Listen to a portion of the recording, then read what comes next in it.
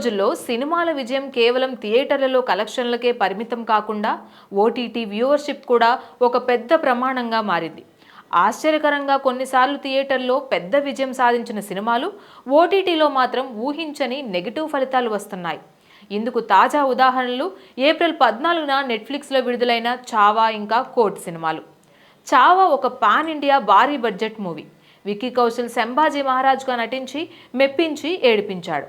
ఇక ఓటీటీ విషయానికి వచ్చేసరికి మొదటి వీకెండ్లో ఇది కేవలం 5.9 మిలియన్ వ్యూస్ సాధించింది. అదే సమయంలో తక్కువ బడ్జెట్ సాధారణ తారాగణంతో వచ్చిన కోర్ట్ మాత్రం దాదాపు 5.4 మిలియన్ వ్యూస్ని రాబట్టింది. ఇది నిజంగా ఇండస్ట్రీకి షాక్ అనే చెప్పాలి. ఒకవేళ కోర్ట్ హవా ఇలా కొనసాగితే చావాని దాటేసే అవకాశం కూడా కనిపిస్తుంది. ఇక్కడ అసలు విషయం ఏమిటంటే దీన్ని ప్రభావితం చేసింది రిలీజ్ టైమింగ్. చావా ఓటీటీలోకి రావడానికి దాదాపు 50 రోజులు తీసుకుంది. ఈలోగా చాలామంది ప్రేక్షకులు లీక్ అయిన హెచ్డీ ప్రింట్స్తో సినిమా చూసేశారు. అందుకే ఓటీటీలో వచ్చినప్పుడు క్రేజ్ కొంత తగ్గిపోయింది.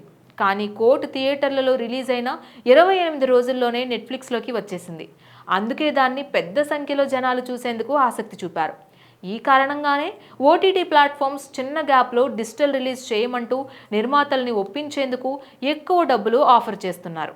ఈ నేపథ్యంలో కోర్టుకి వచ్చిన రెస్పాన్స్ పాజిటివ్గా ఉండడంతో నాని నిర్మాతగా తీసుకున్న రిస్క్కి మంచి రివార్డ్ వచ్చింది. దీంతో పాటు నెట్ఫ్లిక్స్తో ఆయన రిలేషన్ మరింత బలపడుతోంది. దసరాతో మొదలైన ఈ అనుబంధం హాయ్ నాన్న, సరిపోదా శనివారం సినిమాలతో మెరుగవుతూ ఇప్పుడు హిట్ 3 సినిమాతో కొనసాగుతోంది. నటుడి కానీ నిర్మాత కానీ నాని బ్రాండ్కి ఒక స్పెషల్ క్రేజ్ ఏర్పడిందంటే అది అలానే కాదు. మొత్తానికి కథ, టైమింగ్, డిజిటల్ స్ట్రాటజీ ఇవన్నీ కలిసినప్పుడు ఓ చిన్న సినిమా కూడా పెద్ద సినిమాని టఫ్ పోటీ ఇస్తుందని ఈ కోర్ట్ వర్సెస్ చావా ఉదాహరణ రుజువు చేస్తోంది. Please subscribe to the channel and download the Politicos app from the links in the description.